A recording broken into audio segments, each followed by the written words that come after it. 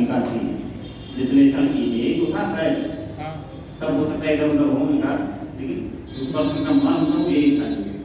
इसमें इसके अलावा सारी चीज़ें आपको लिखी हैं, जो अधिकांश रूप जो कापियाँ हैं, लेकिन जो पूछा गया है उसको छोड़ करके सारी चीज़ें लिखी हैं।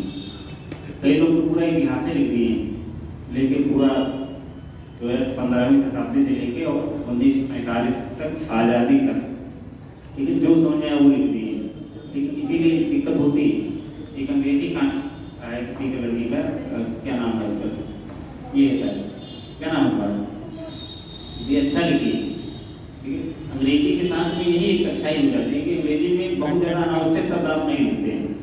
ठीक है, जो चीज़ें पूछी गई हैं सीधे आप उसे लिखते हैं। इसलिए आपकी सबसे अच्छी चीज़, हालांकि कमियाँ भी कही थी, इसे पूरी तरह से अच्छा के ऊपर अच्छा लिख देना वो गलत बात है। जो आप कोई चीज़ लिखिए, ठीक है, तो ये पता रहे कि हर अंग क्लियर है। यानी जो आपने भूमिका या प्रस्तावना लिखी है, अब इस प्रश्न की भूमिका और प्रस्तावना क्या हो सकता है? एक तरह से भारत छोड़ो आंदोलन का परिचय हो सकता है। क्या भारत छोड़ो आंदोलन भारत की स्वतंत्रता का अंतिम बड़ा आंदोलन था, जो कि 1942 में महात्मा गांधी के नेतृत्व में लड़ा गया। ये काफी उन्नति प्रस्तावना जो, ठीक है, जिसकी विशेषताएं निम्न रही या जिसका योगदान जो है भारत के स्वतंत्रता में निम्न रूपों में देखा जा सकता है। अब ये हम एक अंक आपको क्लियर हो गया, परिचय अपने दीजिए कि कौन सी बातें हम आगे करने जा रहे हैं, किसके बारे में करने जा रहे हैं। ठीक है, अब उसमें आप दिखाइए 7, 8 पॉइंट, 6 पॉइंट, 9 पॉइंट, 10 पॉइंट, जितना आपको याद आए मौके से। ठीक है, तो याद आए क्या कोई प्रेशर में तो आप लिखते नहीं हैं, घर पे ले जाके लिखते हैं। तो घर पे तो ऐसा है नहीं कि कोई रिवाल्वर कंपनी रख देता है कि हाँ भाई लिखो जल्दी, ऐसा तो होता नहीं होगा, आराम से लिखते होंगे। लेकिन एग्जाम हॉल में जो होता है वहीं पे आपको सोचना भी होता है, वहीं पे आपको लिखना भी होता है। तो बिना इसके अभ्यास के कि आप चीज़ों को कितनी जल्दी सोच पाते हैं, ये मुश्किल होगा लिखना। ठीक है, तो यहाँ पे आप एक चीज़ को हटा दीजिए कि आप प्रेशर में नहीं लिखते हैं। ठीक है, तो ये मान लीजिए कि आपकी काफी जो यहाँ पे लिखते हैं उससे निम्नतर ही वहाँ रहेगी, उच्चतर नहीं हो पाएगी। बहुत सारे तक आपका प्रेशर में भूल जाएंगे। एक अंक लिखिए, दूसरा अंक लिखिए कि जिसकी भारत के आंदोलन में ये भूमिका रही। उसके बाद में 7-8 भूमिका लिख दीजिए क्या क्या रही है। उसके बाद में इसका भी थोड़ा बहुत भी आप थोड़ा बहुत लिख दीजिए। बस उत्तर आपका समाप्त। 150 शब्दों में तभी तो आप लिख पाएंगे। अब आप कहानी लिखेंगे तो 150 शब्दों में क्या लिख पाएंगे लोग, क्योंकि हर व्यक्ति की जो काफी थी लगभग कम हो गई 6 थी। एक ऐसे दे दिया था इतिहास में कि देखिए इतिहास में कैसे आप लिखते हैं, तो उसमें भी घेरा ले देके डर की नहीं घेरा कर उसमें भी। ठीक है, इसलिए ज़्यादा मेहनत करने की जरूरत है और निरंतर लिखने की जरूरत है। अच्छी बात यह है कि जो लोग लिखते हैं वो कम से कम इस चीज़ के लिए तो बधाई के पात्र हैं कि उन्होंने शुरुआत की है, क्योंकि लिखने का प्रयास कर रहे हैं। सबसे बड़ा चरण यही होगा, क्योंकि अगर आप लिखेंगे ही नहीं तो भाई कैसे पता चलेगा कि हाँ कमियाँ क्या है, अच्छाई क्या है? जब लिखेंगे तभी तो पता चलेगा। ठीक है, तो जो लोग लिख रहे हैं वो इस चीज़ के लिए केवल बधाई के पात्र हैं, बाकी लिखे वो भी बहुत अच्छा नहीं है। ठीक है, वो भी निरंतर सुधार की जरूरत है। भाई हम लोग अपने टॉपिक पे आते हैं। हम लोग पढ़ रहे थे गंगा नदी का, थोड़ा सा बताएंगे कि तथ्यात्मक बातें ज़्यादा बहुत ज़्यादा चीज़ें इसमें समझाने जैसी है नहीं। ठीक है, तथ्यात्मक बातें तो तथ्यात्मक बातों को लोग लिखते चलेंगे, उसमें कुछ समझने वाला जहाँ भी होगा वहाँ पे हम प्रयास करेंगे कि आपको जरूर उसको उसके बताया जाएगा। अब यमुना नदी आपको ट्रेनिंग करवाया गया था, यमुना नदी हो गया था, लिखवाए थे। हाँ, तो इसमें इतना मोटा कैसे इतना फुल फॉर्म कर दिया।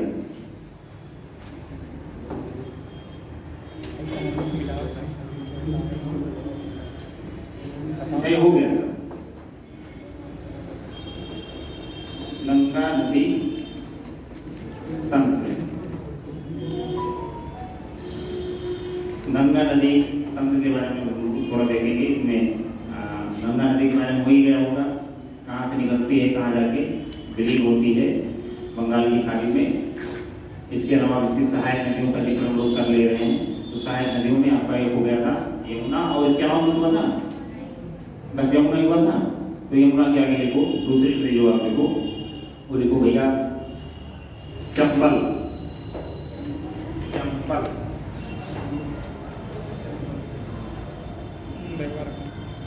मान लीजिए गंगा नदी ये है, ये आपके ऐसे जो जाके कहाँ मिल जाती है, बंगाल की खाड़ी में। एक आपकी यमुना नदी जी के आसपास के प्रदेशों से निकलती है और आगे कहाँ मिल जाती है, इलाहाबाद में क्या करती है, संगम करती है, संगम में मिलती है। इसमें लिखो गंगा, यहाँ पे लिखो यमुना, बनवाए भी होंगे उस दिन। अब चंबल नदी भी मालवा के पठार से निकल के ऐसे से आती है, यहाँ पे नीचे किसमें मिलती है, हाँ जमुना नहीं यमुना, यमुना में आके मिलती है। चंबल नदी बारे थोड़ा सा लिखो, क्या नहीं समझे? ऐसे अगर हम पूछने की समझ नहीं है तो आप लोग आश्चर्य में पड़ जाते हैं, भगवान समझना क्या था, देख गधो इसमें क्या समझना है, बना दिए बता दिए, बस लिखो चंबल नदी। मालवा का पठार आप सुने हैं, कहाँ है, महाराष्ट्र और मध्य प्रदेश, आपकी पहली क्लास है हमारे साथ, बहुत ज़्यादा आगे नहीं गए हैं लोग, नए नए टॉपिक अब जल्दी शुरू हो रहा है, परेशान में समझ में सब आएगा। मालवा का पठार तो पे आपका मध्य प्रदेश में बताया गया, तो मध्य प्रदेश से मालवा पठार में एक स्थान है महू, महू नहीं महू, ठीक है, तो उसी से जो चंबल नदी आती निकलती है। तो लिखिए चंबल नदी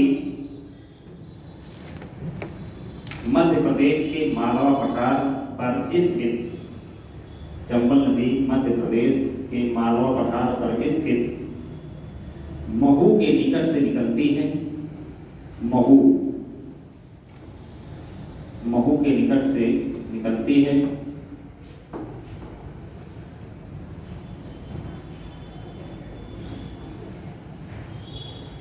पहले यह उत्तर दिशा में प्रवाहित होते हुए, जिस तरह से पहले यह उत्तर दिशा में राजस्थान के कोटा तक, पहले यह उत्तर दिशा में राजस्थान के कोटा तक एक गार्ज से होकर बहती है, एक गार्ज से होकर बहती है।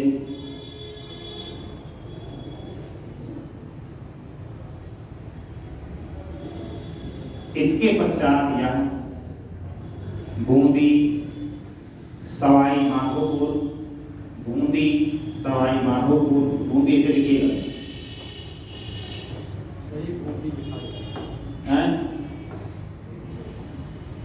सब दिखा दीजिए, चलिए कोई बात नहीं। बूंदी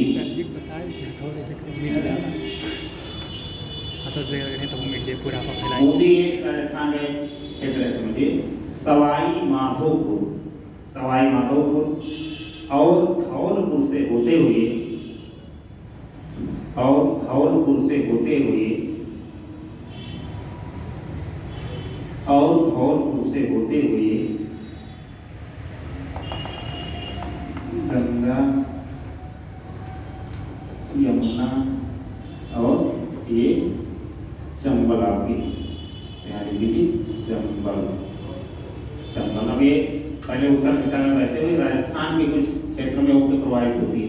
आपका जो कोटा शहर है, ठीक है, वहाँ पे बहुत सारे प्रतियोगी छात्र तैयारी करते हैं, खास करके नीट वगैरह की, ठीक है। तो कोटा शहर भी चंबल नदी के क्षेत्र में भी जो स्थित, ठीक है। तो कोटा, सवाई माधोपुर, बूंदी, इन क्षेत्रों से प्रवाहित होते हुए उत्तर प्रदेश के किस जिले में आके यमुना से मिलती है? उत्तर प्रदेश के किस जिले में चंबल नदी यमुना से मिलती है? प्रश्न पूछा जाता है यूपीपीसीएस में, ठीक है। तो ये आपके उत्तर प्रदेश के इटावा जनपद में, यहाँ पे आपका इटावा जनपद होगा, यहाँ पे ये यमुना से आके मिलती है। तो क्या लिखे यहाँ पूरा वाक्य? होते हुए, धौलपुर से होते हुए, धौलपुर से होते हुए उत्तर प्रदेश के इटावा में, उत्तर प्रदेश के इटावा में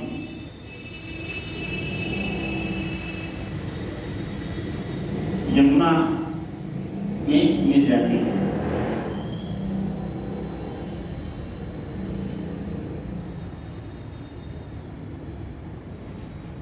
उत्तर प्रदेश के इटावा में, यमुना में मिल जाती है। अब इसकी जो सबसे ज्यादा विशेषता है भैया, ठीक है, वो कई बार प्रश्न में से पूछे जा चुके हैं, ठीक है, प्रश्न भी पूछे जा चुके हैं, भविष्य में भी पूछे जाएंगे।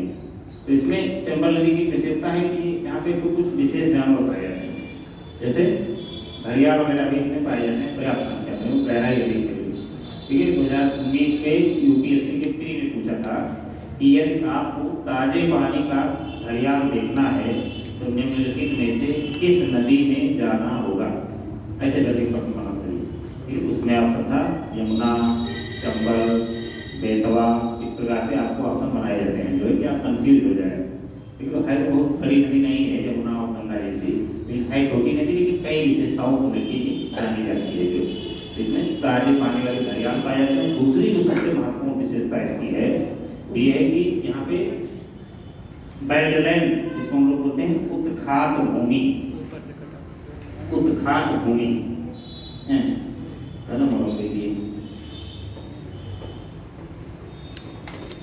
उत्खात भूमि तो बोला जाता है बैडलैंड। ठीक है, बैडलैंड यानी ये जिस क्षेत्र में प्रवाहित होती है, ठीक है, वह उत्खात भूमि बना है। उत्खात भूमि का मतलब कि एक तरह से बहुत ज्यादा तटों पे गहराई कर देती है, जो फिर रास्ता बदल देगी, दूसरे क्षेत्र से प्रवाहित होने लगेगी, तमाम तरीकाओं में बढ़ जाएगी और फिर पता लगे 10 साल वहाँ रहने बाद कटी इधर हो गई। तो इस प्रकार से बहुत सारे बीहड़ भूमि बन जाते हैं, वहाँ से लोकल में बोलते हैं बीहड़। ठीक है, सुनसान सा क्षेत्र, इतने लंबे लंबे बीहड़, जैसे आप देखिए कहीं पे जब पानी बहता है, ठीक है, तो पानी की जो मुख्य धारा होती है, उस क्षेत्र में अवसादों का जमा होता है, कटाव उसके अगल बगल के क्षेत्रों में होता रहता है। ठीक है, और कई धाराएं बन जाती हैं उसमें जो। तो इसी प्रकार से चंबल नदी इसके लिए विख्यात है उत्खात भूमि। उत्खात भूमि मतलब कि बहुत सारे गहरे गहरे गाछ, ठीक है, जिसमें वर्तमान में पानी नहीं है, लेकिन पेड़ पौधे और झाड़ियाँ उगी हुई हैं, तो एक तरह से छुपने के लिए बहुत परफेक्ट स्थान हो जाता है। क्योंकि छुपने के लिए बहुत बेहतरीन स्थान है, तो वहाँ पे जंगला एरिया रहेगा, वहाँ पे पेड़ पौधों के बीच में आप आसानी से रह जाएंगे।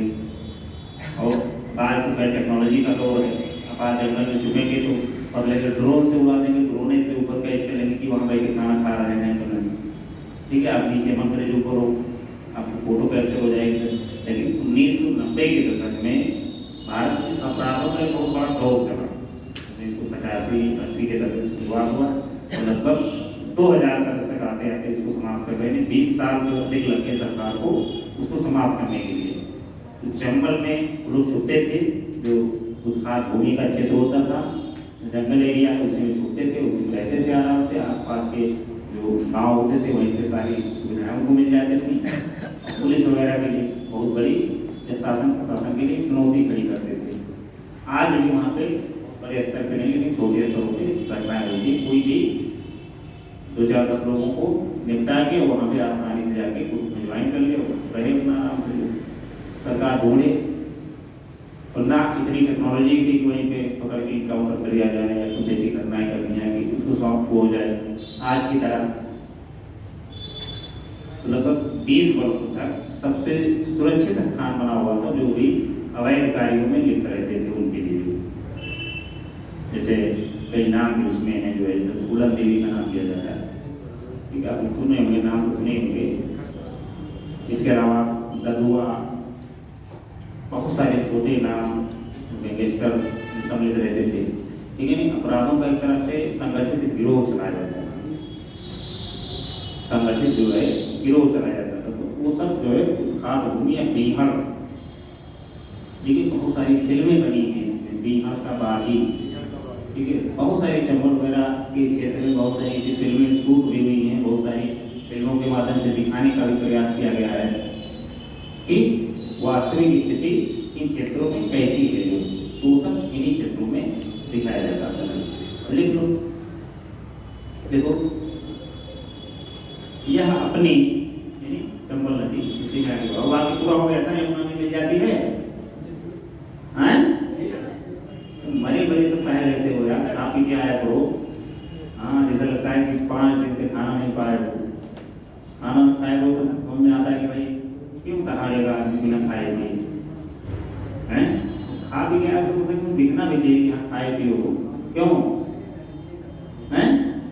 हाँ वो कहाँ गई पूनम, आई नहीं, वो तो देर से चलती है। अच्छा सोनम है, कहाँ है हैं? अच्छा नहीं है, अभी वो आएगी, मैं गारंटी सर कह रहा हूँ अभी आएगा, चलते बाद आएगी, ठीक है। तो खा पी के आएगी तो दिखना भी चाहिए आप लोगों का। काम में भी कुछ पूछा जाए तो वो हाँ बोल दिया करिए, हमें ऐसा ना लगे कि हम उनको काट के उन लोगों को बैठक पढ़ा रहे हैं, ऐसा लगे जीवित व्यक्तियों को पढ़ा रहे हैं, समझिए। यहाँ के लोग खड़े हो अब न गिल डुल रहे हैं न बोल रहे हैं, यहाँ कुछ ऐसे क्या लगता है, क्या महसूस होगा। और आपस में संपत्तियाँ ले रहे हैं, ठीक है। तो लेकिन यह अपनी उत्खात भूमि, उत्खात भूमि के लिए प्रसिद्ध है, उत्खात भूमि के लिए प्रसिद्ध है।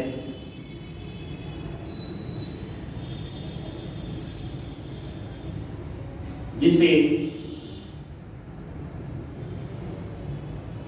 बीहड़ कहा जाता है, बीहड़ देखो, जिसे बीहड़ कहा जाता है, बीहड़ कहा जाता है। तो चंबल की सहायक नदियों में बनास, चंबल की सहायक नदियों में बनास, छिप्रा, बनास, छिप्रा,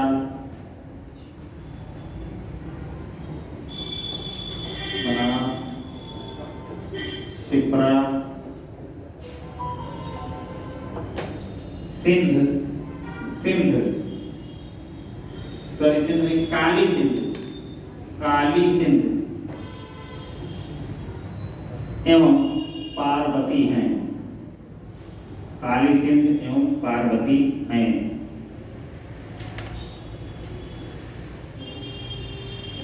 भारत में नदियों से जुड़ी बहुत सारे आध्यात्मिक तीज त्योहार हैं, देश में तमाम ऐसे रीति रिवाज हैं नदियों से जुड़े हुए हैं, नदियों के तट से या नदियों के किनारे बसे हुए शहर से, ठीक है। तो उनकी अपनी एक अलग पहचान होती है।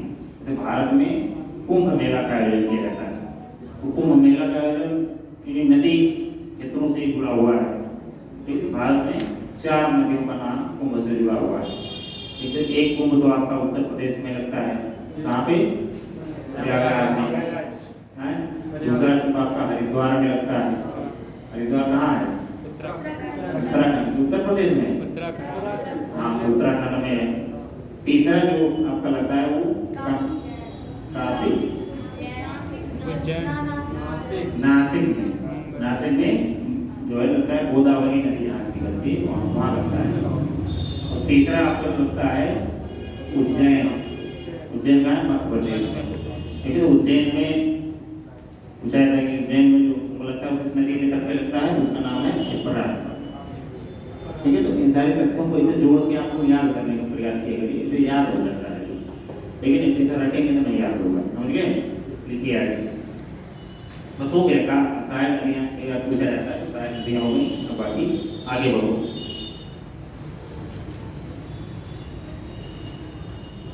अगर बनाना है तो नहीं बना दें, चंबल नदी की सहायक नदी बना देंगे, बना ही लीजिए, तो बाद में मरेंगे आप लोग। तो लिख लीजिए जैसे थोड़ा सा मिटा से पहले लोगों की चीजों को उत्खात भूमि वगैरह जो है यहीं पे आपके जो है ये आपकी छिपरा हो जाएगी, ये आपकी इधर से एक नदी आती है, इसको हम लोग बनास बोलते हैं। अभी नदियों को सबका अगर आप जाएंगे देखेंगे, कोई न कोई शहर या कोई न कोई इनका अपना इतिहास होगा ही होगा। नीचे एक काली सिंध हो जाएगी, ये काली सिंध, काली सिंध, और ऊपर आपकी बनास है जो बात से दिखा दो, कोई दिक्कत नहीं।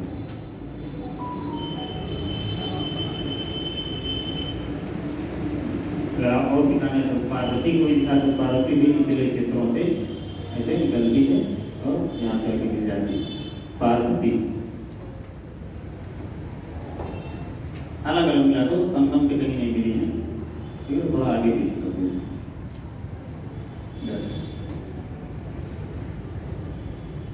यहाँ मिला दो, कोई यहाँ मिला दो, इसे मिला दो, इसे पता चल जाएगा कौन सी नदी कहाँ पे मिली है।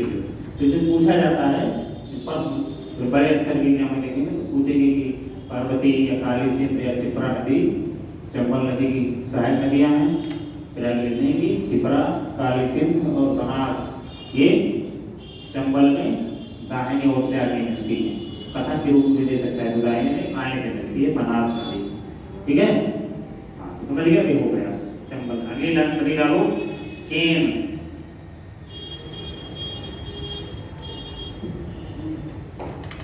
एक चीज यहाँ ध्यान रखिएगा कि काली सिंध जो है वो तो है भैया किसकी सहायक नदी, चंबल की, और सिंध नदी अलग है और सिंधु नदी अलग है। लेकिन सिंधु नदी आप लोग बड़ी सिंधु नदी तंत्र जो पंजाब में और जम्मू कश्मीर के एरिया में बहती है। काली सिंध किसकी सहायक है, चंबल की। और एक सिंध नदी है वो डायरेक्ट यमुना में मिलती है, जो छोटी सी नदी बहुत बड़ी नहीं है, तो वो यहीं पे आसपास के क्षेत्रों में आके मान लो ये निकलती है, तो यहीं जाके आसपास के क्षेत्रों में मिल जाती है जो, ठीक है। तो उसका अपना अलग है सिंध नदी का नाम सिंध, ठीक है। आगे देखिए केन नदी, केन। केन नदी के बारे में एक लाइन लिख लीजिए बस। देखिए यह मध्य प्रदेश के सतना जिले में, यह मध्य प्रदेश के सतना जिले में कैमूर की पहाड़ियों से निकलती है। कैमूर के निकट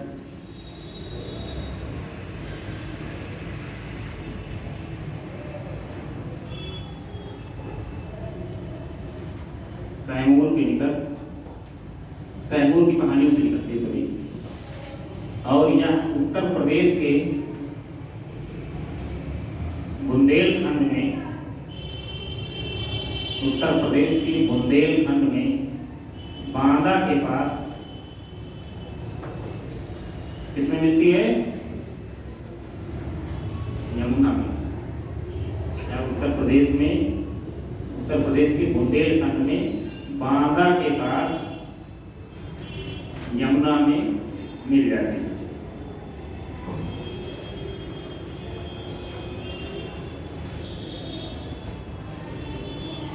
एक नदी और छोटी सी नदी है, लेकिन बड़ी महत्वपूर्ण नदी है।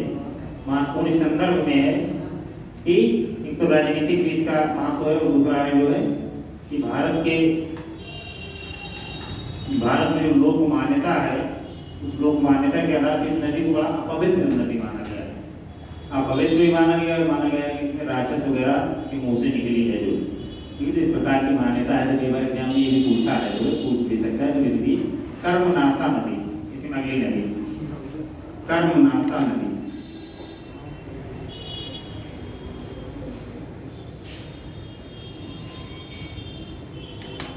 कर्मनाशा बिंदु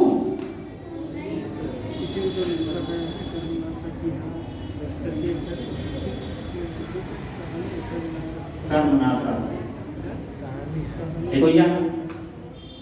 अच्छा, जब मैं बोलता हूँ कैमूर श्रृंखला, तो ये तो आप समझ रहे हैं ना कहाँ पे है, विंध्याचल और सतपुड़ा श्रेणी आपको बताया गया था। भारत की वीडियो में कहता था उस समय विवाद था कि ये चीजें आपको आगे सुनने मिलेंगी, तो आपको नहीं ना लगे, इसलिए आप रिवीजन शुरू करते रहिए कि कैमूर कहाँ है, मानव पठार कहाँ है, बुंदेलखंड कहाँ है। सबकी चर्चा आ गई कि नहीं आई? आज ही देखो बुंदेलखंड की चर्चा आ गई, मालवा के पठार की शुरुआत में चर्चा आ गई, कैमूर श्रृंखला की 2 बार चर्चा आ गई, तीसरी बार आज जो है चर्चा होगी। तो अब अगर इन तथ्यों को हम नहीं समझेंगे तो समझने में आपको कठिनाई होगी। यहीं से आपका टॉपिक जो है बोरिंग शुरू हो जाएगा होना। जहाँ से समझ में आना शुरू वहीं से आपका बाल में खुजली होना, नाक में खुजली होना, आँख पे खुजली होना, भूख लगना, प्यास लगना, नींद आना, ये सब उसके लक्षण हैं। वो शुरू हो जाए तो बताइए कि हमको समझ में नहीं आ रहा है, समझिए। हाँ, और नहीं आएंगे तो ये होना बिल्कुल बहुत स्वाभाविक, जिसमें इंटरेस्ट आएगा तो ये सब चीज़ें द्वितीयक हो जाएंगी, अवॉइड हो जाएंगी, आपको पता ही नहीं चलेगा इसमें कि भूख और प्यास क्या होती है, समझिए। हाँ, तो इन तथ्यों को अगर आपको समझना है, थोड़ा एक बार वीडियो में मैं कोई बनवा के उसमें दिखवा दिया था कि कौन सी विद्याचल की श्रृंखलाओं में शामिल है, इसे बनवाया था मालवा का पठार, बुंदेलखंड, बघेलखंड, इस तरह बनवाए थे ना।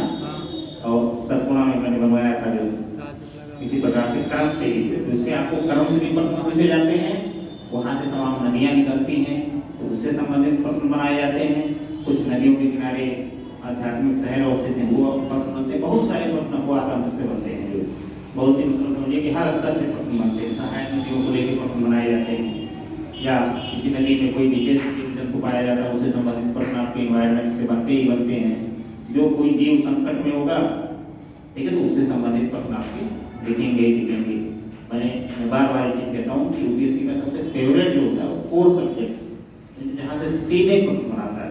पहला इन्वायरमेंटल स्टडी, यानी इन्वायरमेंट से जुड़ी हुई कोई भी छोटी बड़ी घटना अगर है जो भविष्य के लिए या वर्तमान के लिए चिंता का विषय है, ठीक है, तो आप उसका फेवरेट टॉपिक अपने आप स्वतः ही हो जाएगा। दूसरी साइंस एंड टेक, विज्ञान नहीं, science and technology. Science and technology में क्या वर्तमान में चल रहा है, क्या भूत में था, और क्या भविष्य में आने वाली टेक्नोलॉजियाँ हैं, ठीक, उसके विषय में आप कितना सजग हैं, ठीक है। Artificial intelligence, robotics, space technology, इस सब के बारे में आपसे प्रश्न पूछेगा ही पूछेगा। इसके बुनियादी तथ्यों के प्रश्न बनेंगे और अप्लाइड प्रश्न भी बनेंगे आपके, जो पूछेगा कृत्रिम उपग्रहों के बारे में, कैसे लॉन्च किए जाते हैं, कक्षाएं कितनी प्रकार की होती हैं, लोअर ऑर्बिट क्या होता है, मिडिल ऑर्बिट क्या होता है, अंतर्राष्ट्रीय अंतरिक्ष स्टेशन कहाँ स्थापित है,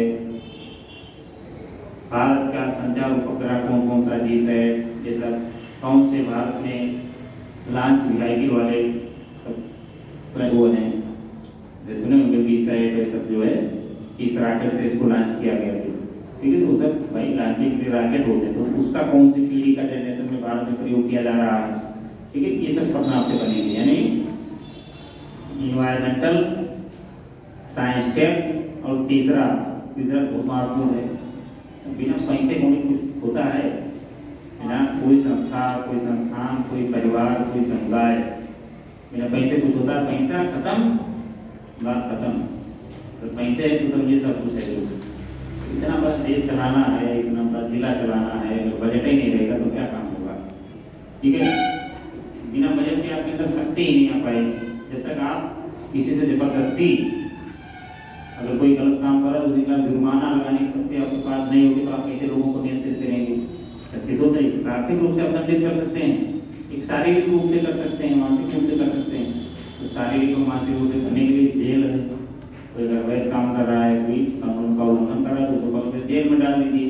अब कुछ ऐसे काम है कि इसके लिए जेल में नहीं डाला जाता है, जैसे आपने इनकम टैक्स नहीं दिया, 10,000 रुपये जुर्माने का इनकम टैक्स में, तो आप इतनी छोटी बात के लिए आपको जेल में रखा जाए, तब भी अच्छी बात नहीं है, क्योंकि अपराधिक मामला नहीं है, आर्थिक मामला है, दीवानी मामला इसको कहा जाता है कोर्ट की भाषा में। एक होता है फौजदारी का मामला, किसी कूट दिए, मार दिए, तो दूसरा विषय हो जाएगा। तो दीवानी मामलों में यदि जेल लेने में मुकदमेबाजी का दौर बहुत लंबा होता है। पता लगे आपका 10,000 रुपये का इनकम टैक्स का विवाद है, आज से शुरू हुआ, आज आप 25 साल के हैं, पता लगे 62 साल में रिटायर भी हो गए, और 70-72 साल में जाके उसका डिसीजन आया कि नहीं आप सही थे। तो पूरा जीवन आप इस तनाव में गुजारी कि हाँ यार बताओ उससे गलती हुई, बाद में डिसीजन आया मेरे दोस्त है या दोषी, तो उस समय 10,000 रुपये की क्या कीमत होगी।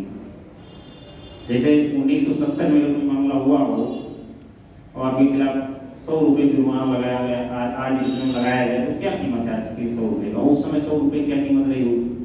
100 रुपये में आप उस समय 2-4 बीघा खेत आप ले सकते होंगे, और आज के समय में 5 रुपये के लिए 4 मिले तो उससे ज़्यादा खर्चा हो जाएगा। तो वही कीमत बदल गई ना। कहने का तात्पर्य ये है कि दंड भी आपके अपराधों के आधार पे होता है। अपराध आपके जिस प्रकृति के होंगे उसी प्रकृति का आपको दंड मिलेगा। तो एक झापड़ मारे वो उसका मर्डर कर दो, लेकिन ये कोई न्याय तो थोड़ा हुआ, ये समझो कि बहुत बड़ा न्याय हो गया। जिस प्रकृति का अपराध है उसी प्रकृति का दंड उसको मिलेगा। अब 5,000 रुपये का आपका इनकम टैक्स का विवाद होगा, आपको जेल नहीं भेजा जाएगा, ठीक है, कहा जाएगा ठीक है 5,000 रुपये तुमने नुकसान किया है, इनको 25,000 रुपये जुर्माना ले लो। तो ये पावर किसको है? नौकर साहब अधिकारियों के पास है ना। सड़क के किनारे ठेला लगाएंगे, 10,000 रुपये चालान काट दिए। चालान को हमेशा आपकी कार में सबसे आगे रखी जाती है कि चलो कोई अगर गड़बड़ काम करता है तुरंत उठा काट के दे दो, भरे चले। अगर नहीं भरते तब अगला स्टेप जेल वाला ही जो दंडित दो तरीके से आता है। इसलिए कहता है ईंधन वाला जो मामला है जिसको बोला जाता है या फाइनेंस, थोड़ा यूपीएससी का टॉपिक है तो उसमें थोड़ा भारी भरकम शब्दों में प्रयोग किया था। बात पैसे कौड़ी की ही कुल मिला के लोकल भाषा हम लोग बात करते हैं, लेकिन उसको आपके सिलेबस में शामिल किया गया है लोक वित्त। लोक वित्त यानी लोगों का जो पैसा कौड़ी लेन देन है, आय व्यय का ब्यौरा है, पब्लिक फाइनेंस। ये तो पब्लिक फाइनेंस से जुड़ी जो बातें होंगी, पैसे कौड़ी से जुड़ी बातें होंगी, वो उनके लिए बड़ी फेवरेट होंगी। किस योजना में कितना पैसा लगाया गया, उसका लाभ कितना हुआ, नुकसान कितना हुआ, आगे से कोई योजना अगर बना रहे हैं तो कैसे उसमें खर्च करेंगे, किस योजना में ऐसा है कि उसमें रुपया नहीं खर्च करना है, कौन सी योजना बहुत सफल रही है, किन क्षेत्रों का सामाजिक आर्थिक रूप से विकास नहीं हुआ, ये सारे आपके फाइनेंस या लोक वित्त से जुड़े हुए प्रश्न हैं, ठीक है। तो लोक वित्त से जुड़े हुए प्रश्न जो है वो आपके सामने यूपीएससी के लिए सबसे फेवरेट है, क्योंकि ये 3 मुद्दे कोर इशू पे बात करते हैं और बाकी सबका समझिए कि तरह से काम हो करंट अफेयर्स, ठीक है। सारे सब्जेक्टों का निचोड़ जो होगा करंट अफेयर्स के रूप में दिखेगा, लेकिन इन्हीं 3 जो कोर सब्जेक्ट मैंने बताया गया, इन्हीं 3 से आपके प्री में जो प्रश्न बनाए जाते हैं, एक सेक्शन से आप 100 प्रश्न छाट लीजिए, 100 प्रश्न बढ़िया से तैयार कर लीजिए, 300 प्रश्न आप तैयार करके जाइए, आपको कम से कम 30 प्रश्न फंस जाएगा, गारंटी मिलता है। स्मार्ट तैयारी करते लड़के से जो टेक्निकल एजुकेशन प्राप्त करके आते हैं, इसको कहते हैं कि भाई जो टेक्निकल एजुकेशन प्राप्त करके जाते हैं या मेडिकल एजुकेशन प्राप्त करके जाते हैं, तो वो जल्दी से किसी भी होते हैं, तो लोग स्मार्ट तरीके से पढ़ते हैं। पूरे सिलेबस में इतना तोड़ देंगे, 700-800 टॉपिक में तोड़ दिए, एक चीज में 10-10 टॉपिक पढ़ रहे हैं, पता लगेगा 1-1.5 महीने में इतना पूरा टॉपिक एक बार पढ़ दिए बुनियादी बात के लिए। उसके बाद एक टॉपिक से 3-3 क्वेश्चन अपना बना लिए, उसको खड़ा कर एक एक दिन में 50-50, 70-70, 80-80 क्वेश्चन लिखा है, 6 महीने लिख लिए। तो अब आप उनके सामने कहाँ टिकेंगे, वो भी टू द पॉइंट। तो स्मार्ट तैयारी, तो वही बच्चे 21 साल, 22 साल, 23 साल, 24 साल, 25 साल में अधिकारी बन जाते हैं, IAS, IPS है तमाम। तो हम आप देखते हैं तो उनको कोचिंग वाले अपना नौकरी के लिए बताते हैं, सब कोचिंग वाले छाप देंगे नाम कि हमारे यहाँ एक बार कदम इनका बड़ा था, हमारे यहाँ से इंटरव्यू तैयारी किए थे, हमारे यहाँ पढ़े थे, हम ही ना होते तो होते ही ना, इस प्रकार के दावे करते हैं। तो रुपया ले लेते हैं दिल्ली में, थोड़ा बहुत रुपया नहीं, ठीक ठाक पैसा ले लेते हैं। बड़ी कोचिंग है, नाम लेना नहीं ठीक है इस क्लास में, ठीक है, ऑनलाइन क्लास में, लेकिन उस कोचिंग वाले ठीक ठाक रुपया लेते हैं, मतलब लेकिन इस टाइम पे बनाकर आपको दे दी, ठीक है, अभी नौकरी लेके तुरंत दूर जाओ, क्या है ले आओ, तुरंत लाए, तुरंत बैठो, तुरंत घर जाओ, इसी कार्य से मौका बचाते हुए जो, ठीक है। आपको देखिए 15 लाख रुपये उससे कमाए 1 करोड़ रुपया आपसे दे दो, क्या दीजिए महाविद्यालय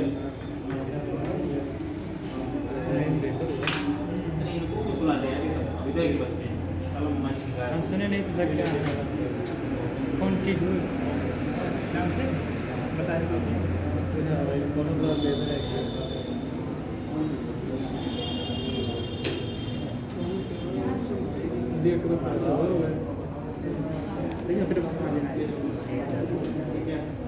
कौन चीज़ है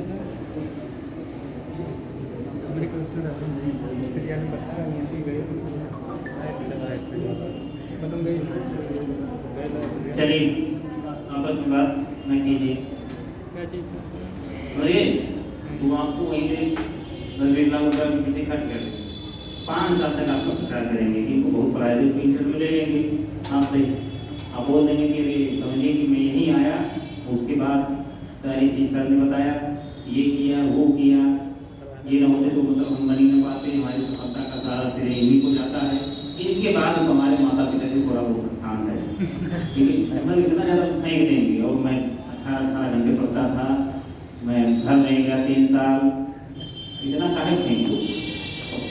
नए नए लड़के नए नए एनर्जी बहुत ज़्यादा होती है, जो तैयारी शुरू करते हैं इंटर के बाद या ग्रेजुएशन के बाद में, तो उनके पास 2 चीज़ें बहुत ज़्यादा होती है। एक तो पैसा बहुत होगा, घर वाले कहते हैं तुम जाओ IAS बनो, जितना पैसा चाहिए उतना हो यार। ठीक है, वो भी जो मैंने खर्च गए कोचिंग ज्वाइन के लिए 2 लाख रुपए दी थी, फाउंडेशन रहे 2 साल पढ़े, 3 साल पढ़े, 4 साल पढ़े, फिर ही नहीं निकला। कैसे निकलेगा, तैयारी कुछ है ही नहीं। ठीक है, हवा हवा में सब चल रहा था, तेज कहाँ से भी निकलेगा ये। 4 साल के बाद तो घर वाले भी कहेंगे अब बहुत ज़्यादा पैसा खर्च करवा दिया, अभी तक IAS बन नहीं पाएगा, वैसा करो कि इनको थोड़ा कटौती करो। पहले मांगेंगे 5,000, देंगे 3,000 घर वाले, तो आपको कष्ट होगा नहीं यार, बताओ हमारा करीब समय चल रहा है तैयारी का, घर वाले पैसा कम दे रहे हैं, बताओ कुछ करना चाहिए। ये कई बच्चे तो पार्ट टाइम वर्क शुरू कर देते हैं, दिल्ली जैसे तरफ आपको तो मिल जाएगा 2-4 हज़ार रुपये नौकरी आसानी मिल जाएगी, 2-4 घंटा का समय देंगे, ट्यूशन पढ़ाएंगे, करेंगे, आपकी एनर्जी अलग जाना फिर 2-4 साल उसमें लगे होगे रहेंगे, बहुत ज़्यादा मठाधीश टाइप के हो जाएंगे, सीनियर हो जाएंगे, लोगों को ज्ञान बांटना शुरू कर देंगे, बस काम कहानी खत्म नहीं। ठीक है, तो सरकार की तैयारी न कीजिए, क्योंकि आप लोग बिल्कुल दोनों चीज़ें आपको के अंदर हैं। ठीक है, सबसे महत्वपूर्ण चीज़ समय, क्योंकि एक बार चला गया तो मुझे लौटे लगेंगे, बहुत मिस करेंगे आप लोग। अभी जिस चरण में आप लोग हैं, इस चरण में हम लोग 7-8-10 साल पहले थे, ठीक है, तो ये चरण बहुत अच्छा होता है। ये समय जो आपको गुजर रहा है, ये समय ग्रीन समय है। 10 साल के बाद मुझे नहीं यार, उस समय अगर हम खेत गए होते तो आज कहाँ होते।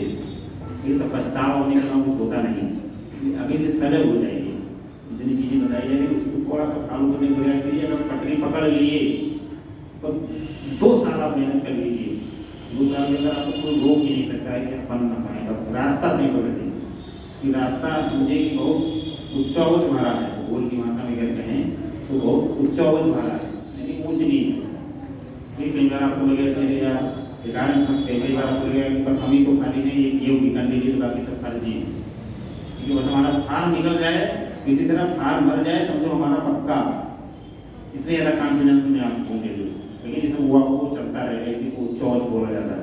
तो इसमें बाद में आएगा कि आपकी परफेक्ट तैयारी होगी, आप फ्री देंगे बिना किसी टेंशन के, आराम से फ्री होगा।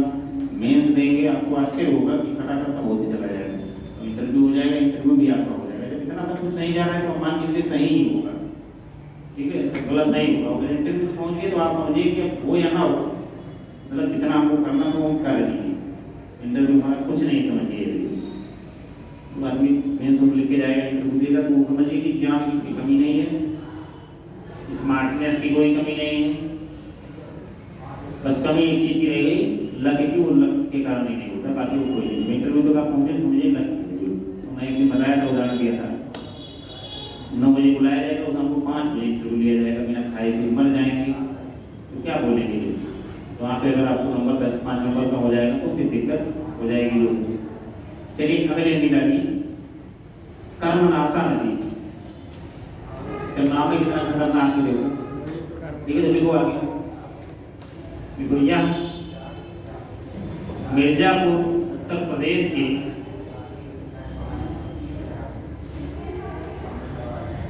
मिर्जापुर उत्तर प्रदेश के कैमूर श्रृंखला कैमूर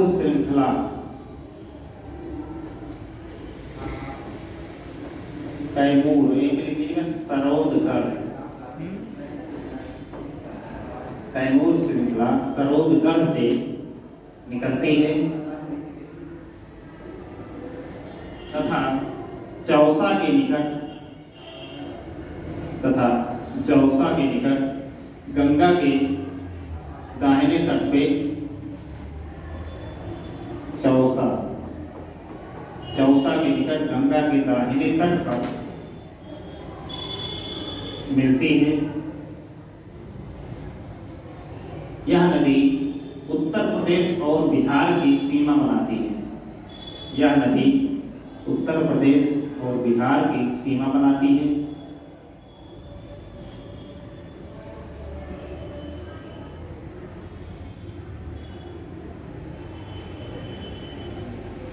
हिंदू मान्यता के अनुसार, आगे लाइन में लिखो, हिंदू मान्यता के अनुसार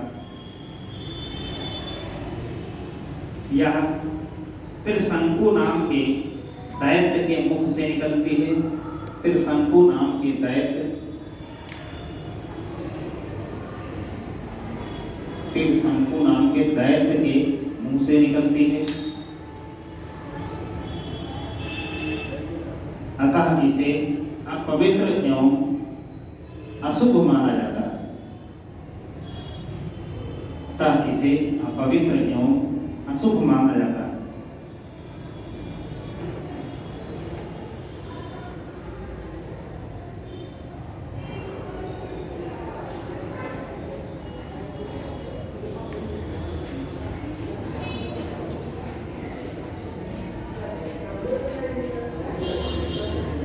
इसे अपवित्र एवं अशुभ माना जाता है। अशुभ का मतलब, अपवित्र का मतलब कि इस नदी में नहाने से या इसके दर्शन होने से कुछ नुकसान हो सकता है, इसमें क्या मान्यता होती है।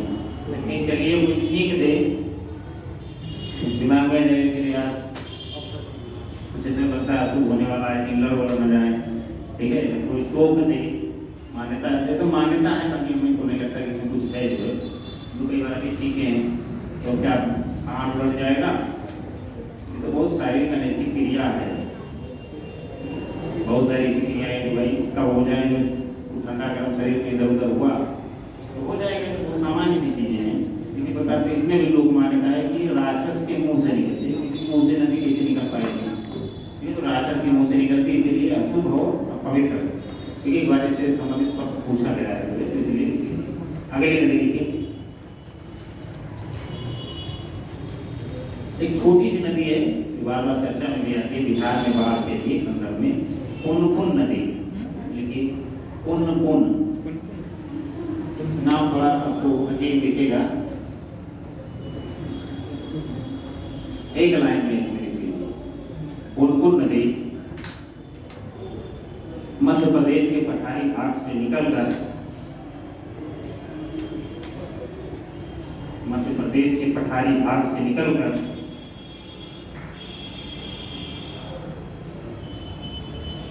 पटना के पास गंगा नदी में मिलती है। पटना के पास गंगा नदी में मिलती है।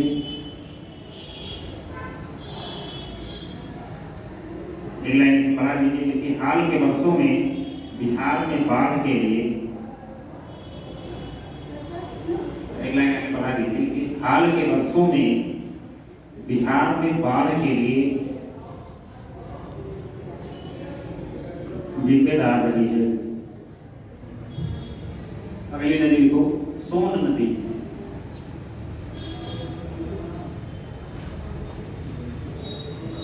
सोन नदी देखो, अमरकंटक की पहाड़ियों से निकलकर, अमरकंटक की पहाड़ियों से निकलकर सोन नदी के बारे में लिख रहे हैं। अमरकंटक की पहाड़ियों से निकलकर पटना के पश्चिम में, पटना के पश्चिम में गंगा में मिलती है।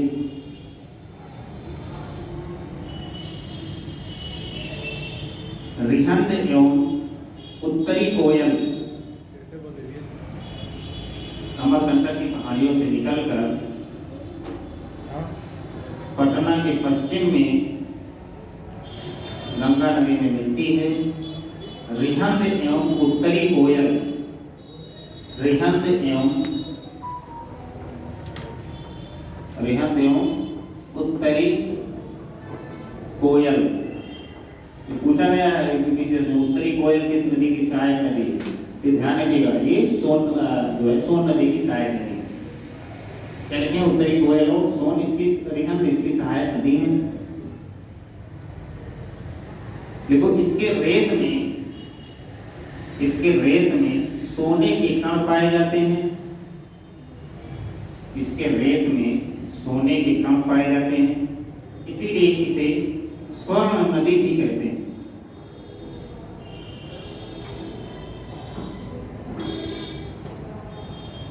इसीलिए इसे सोन नदी भी कहते हैं।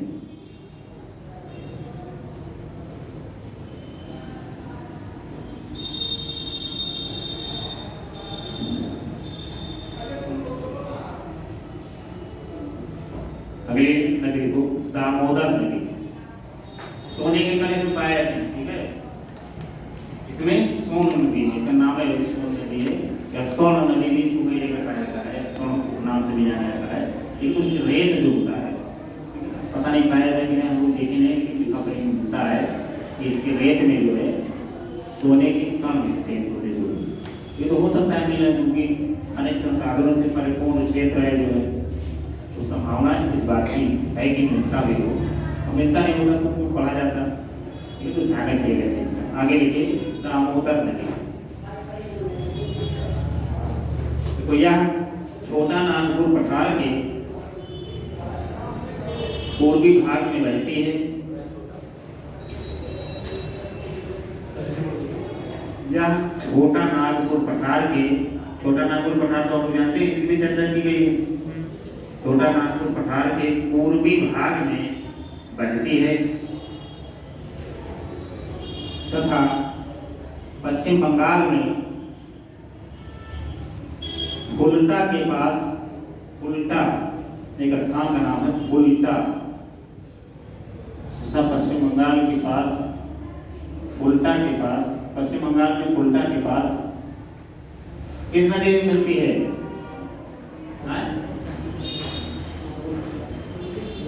हुगली नदी में मिल जाती है।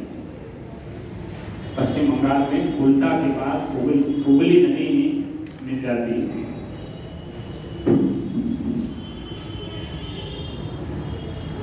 देखो यह नदी भ्रंश घाटी से होकर प्रवाहित होती है, भ्रंश घाटी से होकर प्रवाहित होती है।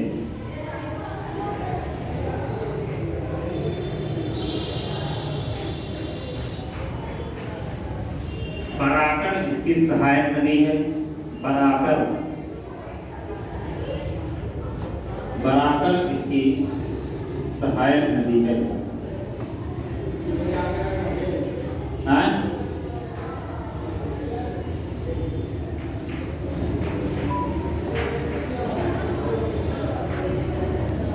बराकर इसकी सहायक नदी है।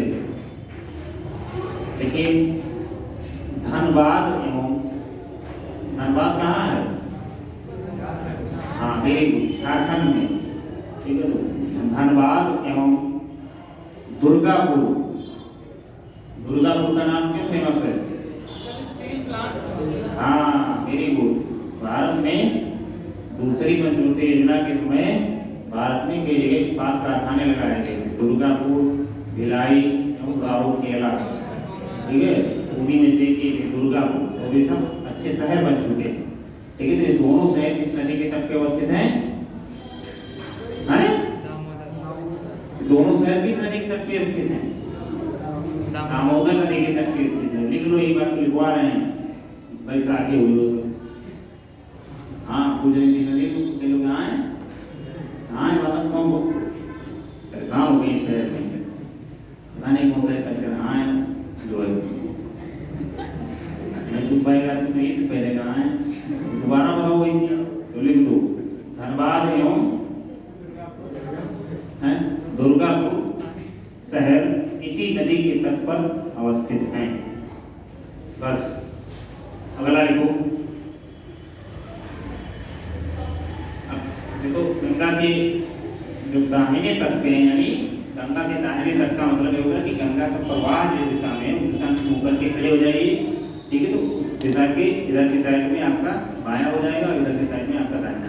तो हम लोग देख चुके गंगा के बाएं साइड की तमाम नदियों की चर्चा हम लोग कर चुके हैं, जो दामोदर से लेकर तमाम सोन, केन, चंबल, काली सिंध, चंबल, इन सारी। अब कुछ गंगा के दाहिने तट पे भी नदियाँ मिलती हैं, ठीक है। तो उन नदियों की चर्चा करेंगे। तो एक नदी है जो कन्नौज में मिलती है, इसमें गंगा नदी है, उसका नाम है रामगंगा। तो लिख दीजिए, छोटी सी हेडिंग भी बना सकते हैं, गंगा के दाहिने तट पर मिलने वाली नदियां। पहली नदी रामगंगा, पहली नदी।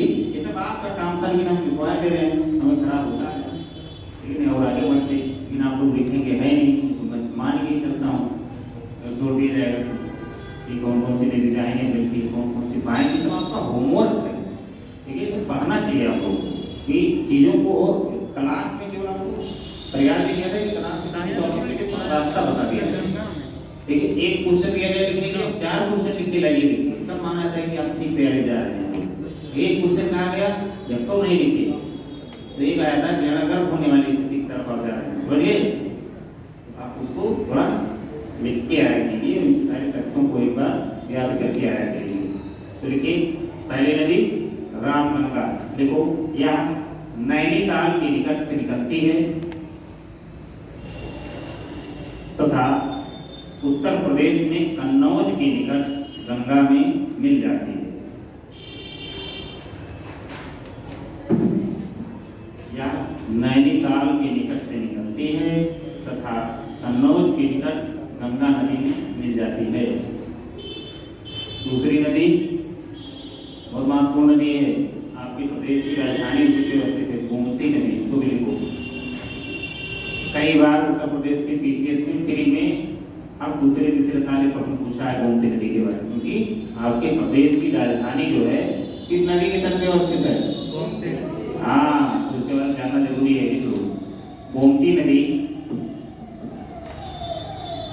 पीलीभीत के निकट एक झील है, फुल्लहर झील, फुल्लहर।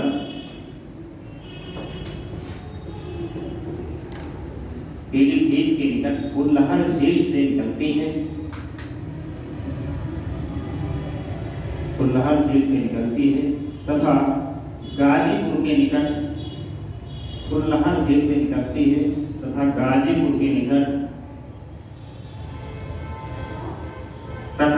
गाजीपुर के निकट गंगा में मिल जाती है।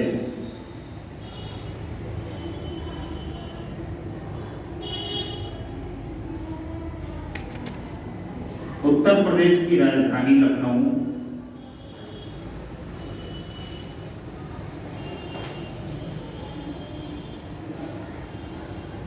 उत्तर प्रदेश की राजधानी लखनऊ इसी नदी के तट पर अवस्थित है। इसके अलावा गोमती नदी और किस जिले से के तट पे स्थित है? लखीमपुर, हाँ सुल्तानपुर। ये इसके अलावा सुल्तानपुर, जौनपुर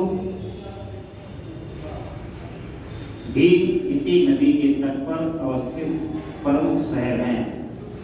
इसके अलावा सुल्तानपुर एवं जौनपुर इसी नदी के तट पर अवस्थित प्रमुख शहर हैं।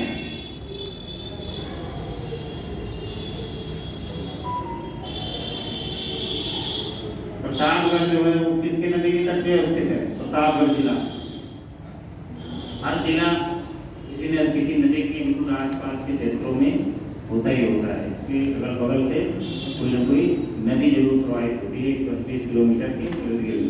तो अगर आप ट्रेन से यात्रा करेंगे कहाँ से? अयोध्या से और इलाहाबाद की तरफ, ठीक है, तो आपको सारी नदियाँ मिलेंगी जो है रेलवे स्टेशनों के ऊपर। ठीक है, तो गोमती नदी आपको सुल्तानपुर पहुँचने वाले होगी, स्टेशन के जस्ट पहले आपको गोमती नदी मिलेगी और प्रतापगढ़ पहुँचने वाले होगी तो छोटी सी नदी है सई नदी। सई नदी जो है प्रतापगढ़ के पास में प्रवाहित होगी। आगे लिखो, लखनऊ लिख दिए। लखनऊ, जौनपुर, अन्य शहर हैं जो इस नदी के तट पे होते हैं, गोमती नदी नदी। ठीक है, और दाहिने साइड में एक नदी प्रमुख है, लिखिए घाघरा नदी।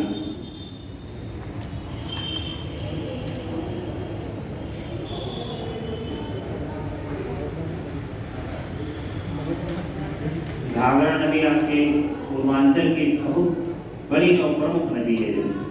ठीक है, ये भी गंगा की सहायक नदी है। गंगा में कहाँ मिलती है?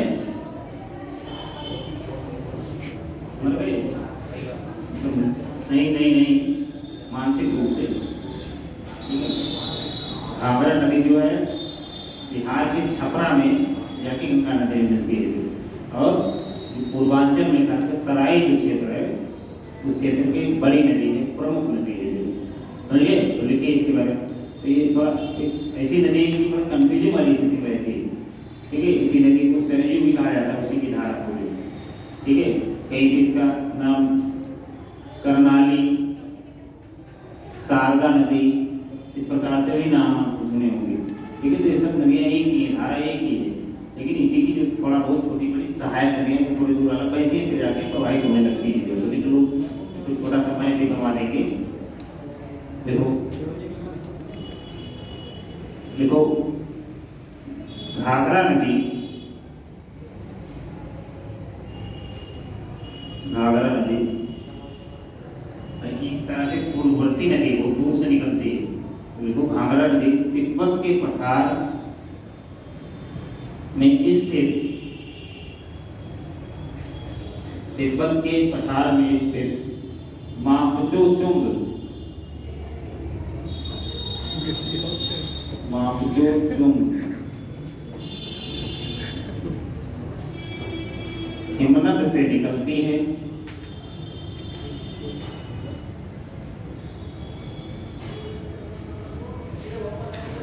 मापुचोचुंग हिमनद से निकलती है, जिसे यह नाम, थोड़ा नाम आपको थोड़ा सा अलग किस्म का लगेगा। ये कौन सा नाम हो गया? ठीक है, हाँ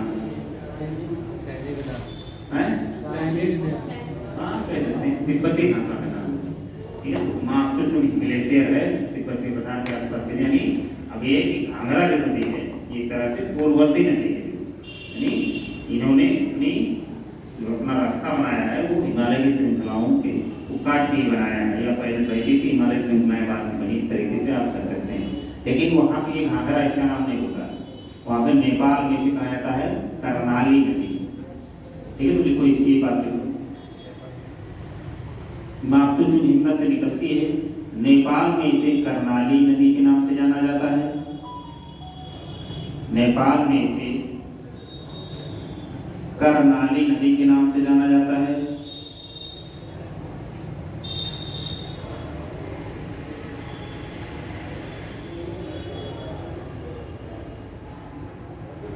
अब एक है करनाली नदी और एक है काली नदी,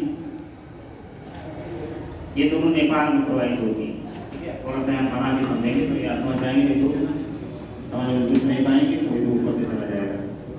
ठीक है, घाघरा नदी के बारे में बना रहे हैं, क्योंकि कहाँ से निकलती है? ये मालूम तिब्बत के मापुचोचुंग हिमनद से निकलती है। नेपाल में इसका नाम क्या रहता है? करनाली। ठीक, और इधर से एक नदी आती है नेपाल में प्रवाहित होती है, जिसको हम बोलते हैं काली नदी। जो भारत और नेपाल का विवाद हुआ था, ठीक है, तो काली नदी का ही विवाद था। काली नदी जहाँ से नेपाल के भारत में प्रवेश करती है, उसी क्षेत्र में कुछ क्षेत्रों को लेकर भारत और नेपाल के मध्य में तनाव 2018 में उत्पन्न हुआ था, 18 में उत्पन्न हुआ था। ठीक है, तो नेपाल में इसको इस नदी को काली कहते हैं। कुछ क्षेत्र जो भारत में प्रवेश कर जाती है तो इसका नाम हो जाता है शारदा। इसका नाम क्या हो जाता है? इसी के समानांतर लिख दीजिएगा, शारदा, शारदा नदी। ठीक है, और जब ये दोनों मिलती हैं, ये मिलती कहाँ है? ब्रह्मघाट नियम क्या उत्तर प्रदेश में होगा। जो है जब आप ट्रेन से यात्रा करेंगे लखीमपुर में, आपको घाघरा मिले तो इधर की बात होगी। ठीक है, ये आप जब ट्रेन से यात्रा करेंगे बस्ती से लखनऊ की तरफ, तो आपको एक रेलवे स्टेशन पड़ेगा बाराबंकी के पहले चौक घाट। जो लोग यात्रा किए हैं वो लोग देखेंगे, जो कभी रेलवे देखे ही नहीं मर जाए क्या करें। चौक घाट, ठीक है, चौक घाट के पास में ये इसको काली नदी और शारदा नदी कहते हैं, और इधर जो करनाली नदी आती है दोनों आपस में मिलती हैं चौक घाट के पास, वहां से इसका नाम होता है घाघरा। घाघरा। और क्योंकि इसी नदी के तट पे शहर का अयोध्या बसा हुआ है, लेकिन अयोध्या के आसपास के क्षेत्रों में इसका नाम है सरयू। ठीक है, धारा एक ही है। ठीक है, बीच में थोड़ा सा बाराबंकी और गोंडा जनपद में के बीच में थोड़ा सा एक धारा इसकी जो है से अलग होती है, फिर आपकी जगह आके मिल जाती है जो, ठीक है। तो यहाँ पे इसका नाम सर जो रहता है थोड़ा 7-8 किलोमीटर के अगल बगल सामान तक प्रोवाइड होती है, लेकिन गोंडा में एक जगह है पस्का घाट, ठीक है, वहाँ पे आपस में मिल जाती है। और जो भारत उत्तर प्रदेश का रेवेन्यू डिपार्टमेंट है, उस रेवेन्यू डिपार्टमेंट ने घाघरा नदी को सैरली नदी के नाम से इंगित किया गया है, क्योंकि अयोध्या जो शहर है वो सैरली नदी के तट में माना गया है, तो इसलिए इसको भी माना गया कि ये घाघरा नदी पार्ट है, लेकिन यहाँ पे इसको सैरली नदी के नाम से जाना जाता है। अब आपको प्रश्न अगर पूछा जाएगा कि अयोध्या शहर किस नदी के तट पे होते, तो आप सैरली लगाएंगे, ठीक है, लेकिन मुख्य तौर पर घाघरा नदी नाम है, उसी के आगे जब आप देखेंगे तो उसका नाम घाघरा नदी होगा, ठीक है। तो इसी तरह बना लीजिए बस। अब इसकी जो यहाँ से क्या इसका नाम हो जाएगा घाघरा,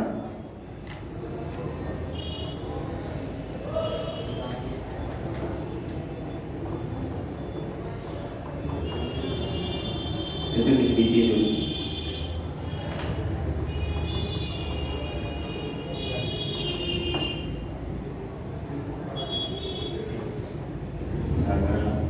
से घाघरा हो जाएगा। यहीं से एक छोटी सी नदी है राप्ती, गोरखपुर शहर आपका किस नदी के तट पे स्थित है, राप्ती नदी के तट पे, ठीक है, प्रमुख नदी है, बाढ़ के लिए विख्यात है, ठीक है।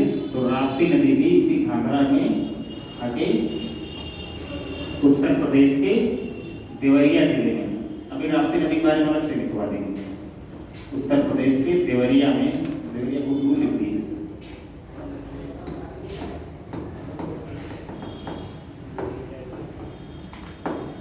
हाथ से मिटा दीजिए, हाथ से कितना मिटाएं, ऐसे कटक रहा यहाँ पे लिख दिए राप्ती राप्ती नदी को अलग से हम उनको लिखवा देंगे। तो ये कहाँ मिलती है, देवरिया में,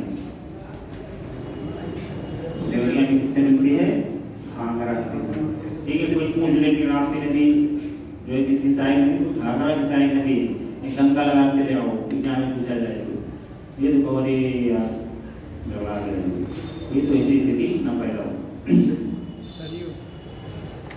आगे लिखो, क्या लिखे हो, इसमें लिखे क्या हो, करनाली के नाम से जाना जाता है, करनाली के नाम से जानी जाती है। देखो बिहार में छपरा के निकट, बिहार में छपरा के निकट यह गंगा नदी में मिल जाती है, बिहार में छपरा के निकट यह गंगा नदी में मिल जाती है। यहाँ पे एक चीज और ध्यान दीजिएगा कि ये जो करनाली नदी है, करनाली नदी, ठीक है, ये जैसे ही भारत की सीमा में प्रवेश करती है, ठीक है, तो वैसे यहाँ पे अन्य स्तर पे इसको घाघरा नदी ही कहा जाता है। जैसे लखीमपुर जनपद इधर पड़ेगा, यहाँ से भारत में प्रवेश करेगी, तो लखीमपुर जनपद में इसको घाघरा के नाम से ही जाना जाता है। नहीं आप लोग सर यहाँ बताएं कि यहाँ मिलने के बाद घाघरा कर दिया, तो मुख्य नदी यही घाघरा, कौन सी नदी है, और शारदा इसकी कौन सी है, सहायक नदी है, समझ गए।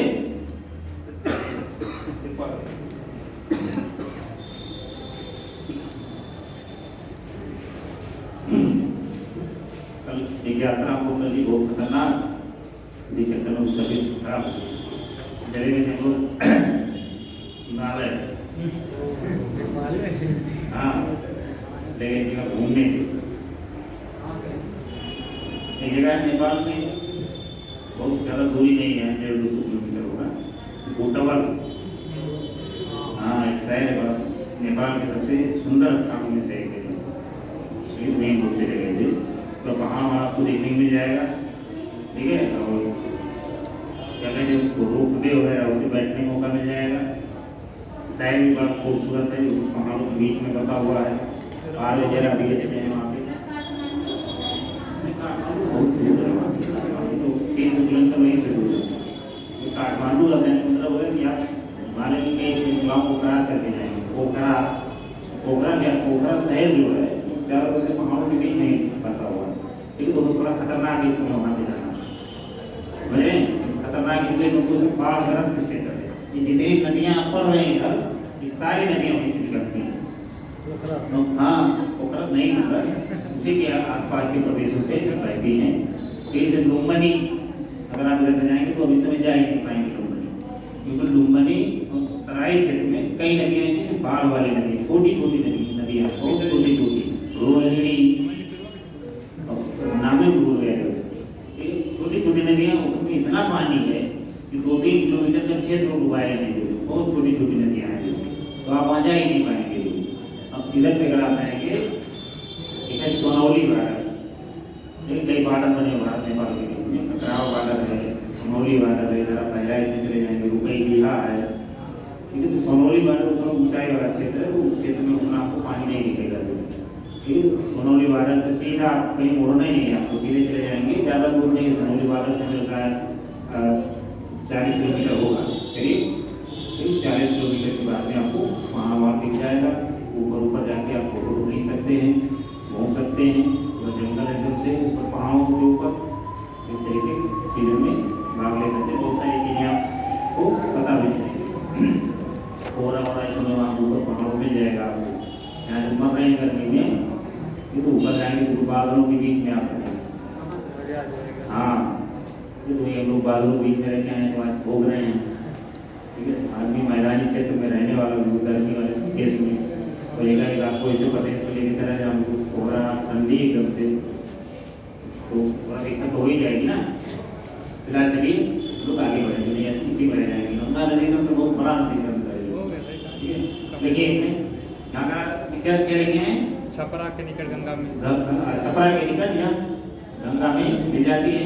इसकी सहायक नदियाँ शारदा, राप्ती एवं छोटी गंडक हैं, छोटी गंडक हैं, छोटी गंडक हैं।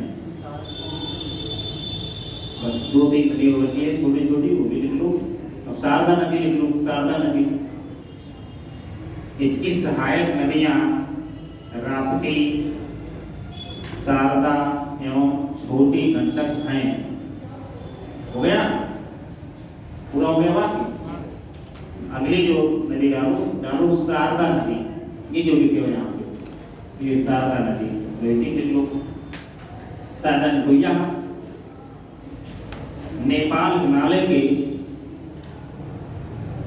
मिलामी मिलाम हिमानी से निकलती है, मिलाम हिमानी से निकलती है, मिलाम हिमानी से निकलती है।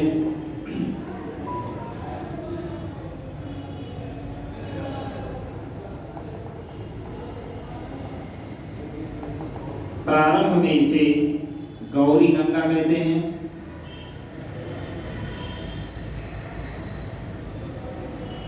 प्रारंभ में इसे गौरी गंगा कहते हैं।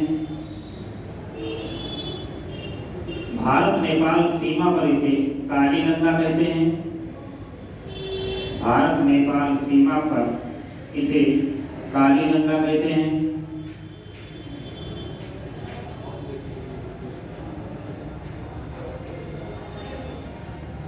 काली गंगा कहते हैं।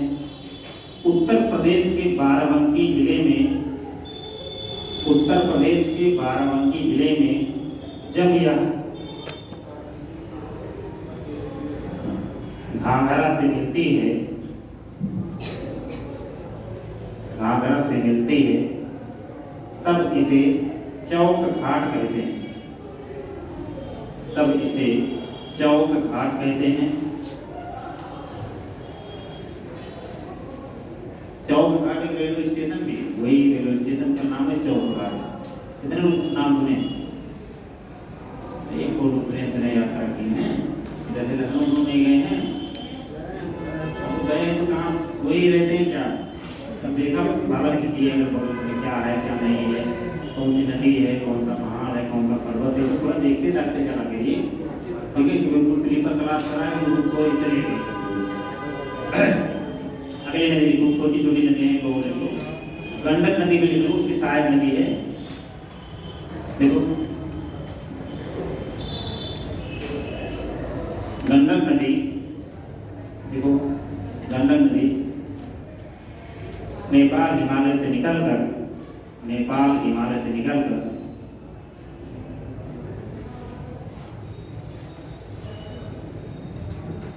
पटना शहर के पूर्व में, पटना शहर के पूर्व में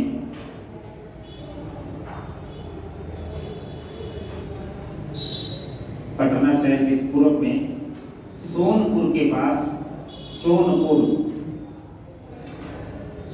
के पास, सोनपुर के पास गंगा में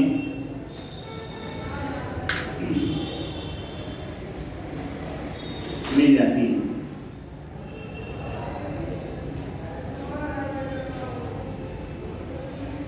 यहाँ ध्यान दीजिएगा, एक छोटी गंडक है, छोटी गंडक किसकी सहायक है?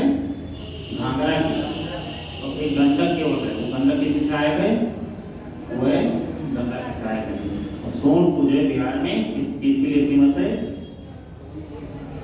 पशुओं के मेले के लिए रहता है सोनपुर का पशु का मेला। ठीक है, ये सब चीजें आपको जानी चाहिए, फेमस चीज जो है। वोट पढ़ने का ये मतलब होता है कि कोई भी चीज आपसे, कोई भी जगह आपसे अनजान न रहे, कहीं उसकी चर्चा है तो अपन जाए कि हाँ यहाँ पे ये चीज है, भौगोलिक कारणों से ये चर्चित है। ठीक है, तो सोनपुर में पशुओं का मेला लगता है इसलिए चर्चित है। एक और लिखो, लास्ट नदी कोसी नदी, ये सब गंगा के बाएं तट पर मिलने वाली सहायक नदियां। ठीक है, हाँ तो आपसे एग्जाम में जो पूछा जाता है वैसे तरीके नहीं पूछ लिया जाएगा कि गंगा और यमुना कहाँ मिलती है, इतना सरल नहीं पूछाएगा, परीक्षा में कीजिएगा। ठीक है, इस तरह से प्रश्न बनाया जाएगा कि निम्नलिखित नदियों में से कौन सी नदी गंगा के बाएं तट पर नहीं मिलती है? बड़ी बड़ी नदी नहीं लिखे, बहुत छोटी छोटी नदी का नाम आप कई बार ना सुने होंगे। ठीक है, तो समझ जाइए कि वो अपना आपके लिए है, यूपीएससी के लिए। देखिए कोसी नदी तो गंगा के बाएं तट पर मिलने वाली प्रमुख नदी है, गंगा के बाएं तट पर मिलने वाली प्रमुख नदी है।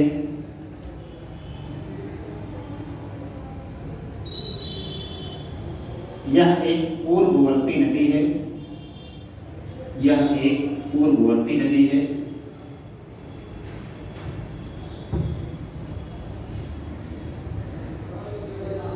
पूर्ववर्ती नदी है। यह इसका उद्गम नेपाल में 7 नदियों के मिलने से होता है। ये 7 नदी धाराओं के मिलने से होता है, जिसकी मुख्य धारा का नाम अरुण नदी है, जिसकी मुख्य धारा का नाम अरुण नदी है।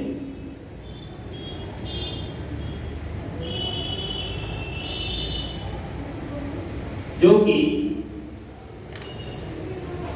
हिमालय के उत्तर में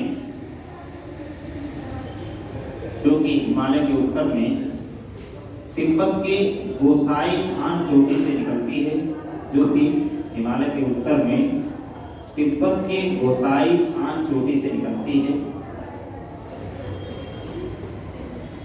गोसाई थान चोटी से निकलती है,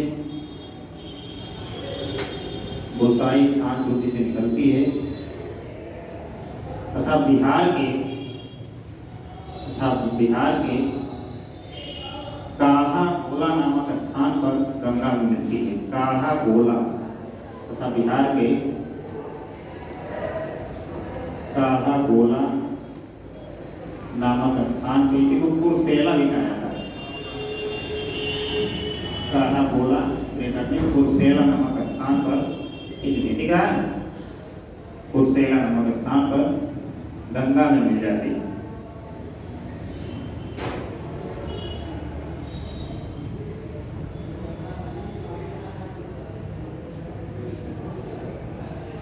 यह नदी अपने मार्ग परिवर्तन के लिए कुख्यात है। कुख्यात के लोग ख्यात नहीं करते, ख्यात जो पॉजिटिव ढंग से प्रयोग किया जाता है। यह नदी अपने मार्ग परिवर्तन के लिए कुख्यात है।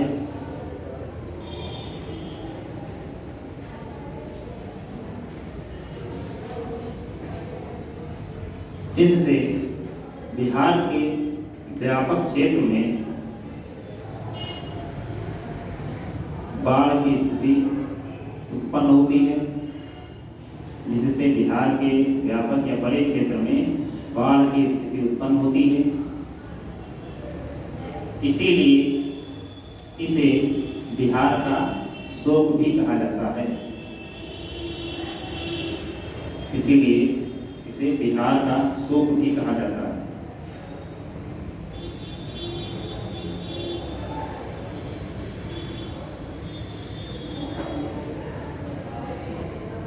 बस ठीक है। फिर एक दो छोटी सी नदी है लास्ट, महानंदा। महानंदा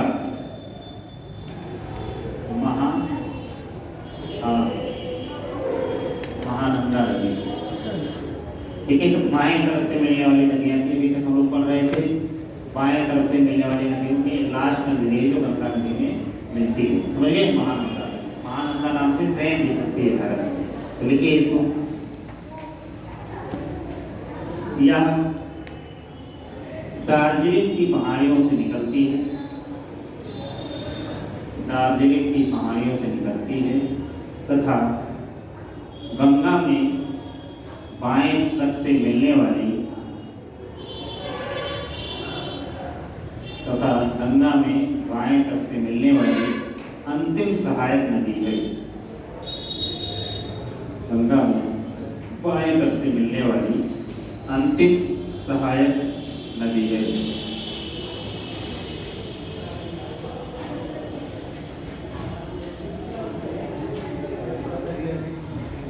अब इसमें एक ध्यान दीजिए, जितनी नदियां भी आप बाएं तट से पढ़े हैं, ये नदियां इसलिए भी महत्वपूर्ण क्योंकि नदियों में बहुत सारी जल विद्युत परियोजनाएं भारत सरकार के द्वारा शुरू की गई, ठीक है। इनकी भी चर्चा आप लोग करना छोड़ दीजिए, जरूर वहाँ लिख लीजिएगा। यही से लिख लेंगे तो आपको याद करने में आसानी होगी।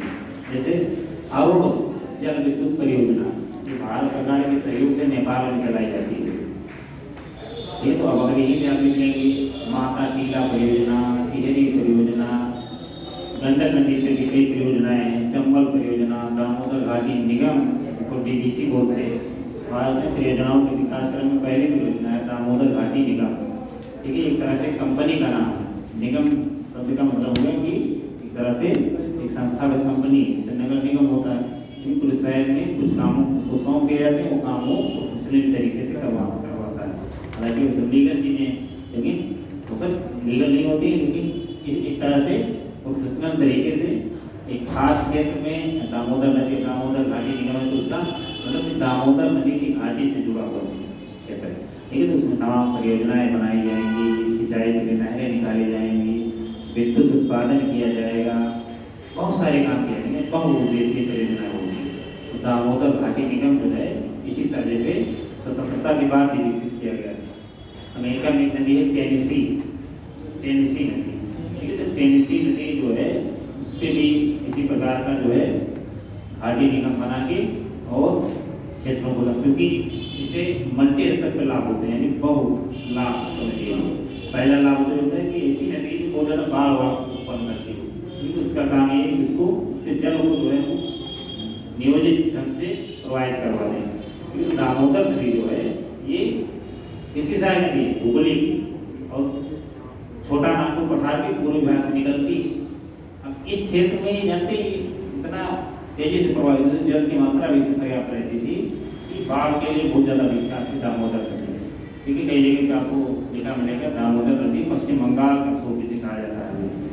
ये स्वतंत्रता के बाद सरकार ने कहा कि ऐसा कुछ नहीं, तो हम लोग काम करते हैं, नदी घाटी परियोजना बनाते हैं, ठीक है। और जरूरत इसकी इसलिए भी थी, बाढ़ नहीं आने की केवल जरूरत नहीं थी, क्योंकि उस क्षेत्र में सरकार को क्या करना था, कई इस्पात के प्लांट लगाने थे, इस्पात के कारखाने लगाने थे, तो उसके लिए बिजली चाहिए। बिजली कहाँ से मिलेगी? सरकार कोई बहुउद्देशीय परियोजना नहीं बनाएंगे। छोटा नागपुर पठार के आसपास के क्षेत्रों में सरकार ने अमेरिका की टेनेसी वैली निगम या टेनेसी घाटी निगम जो है उसी की तर्ज पहले कुछ अधिकारियों को भेज के उसका बढ़िया से अध्ययन करवाया गया कि क्या हम यहाँ पे करवा सकते हैं अपने यहाँ इस तरीके का डेवलपमेंट। अध्ययन करवा के भारत में भी कई बार प्रश्न पूछता है कि दामोदर घाटी निगम किस नदी के जो है प्रेरणा से बनाया गया। किस नदी के तट से भारत में विकसित किया गया, तो टेनेसी वैली की अमेरिका में टेनेसी नदी है, ठीक है। तो यहाँ पे विकसित किया गया। दूसरे कितने लाभ हुए, एक तो जो इस्पात कारखाने थे उनको बिजली मिल गई, दूसरा जो नदी बाढ़ के लिए पूरा कुख्यात थी वो बंद पड़ गई, जब हमने नियोजित ढंग से उसकी धारा को रोक दिया या अलग अलग ढंग से प्रोवाइड कर दिया।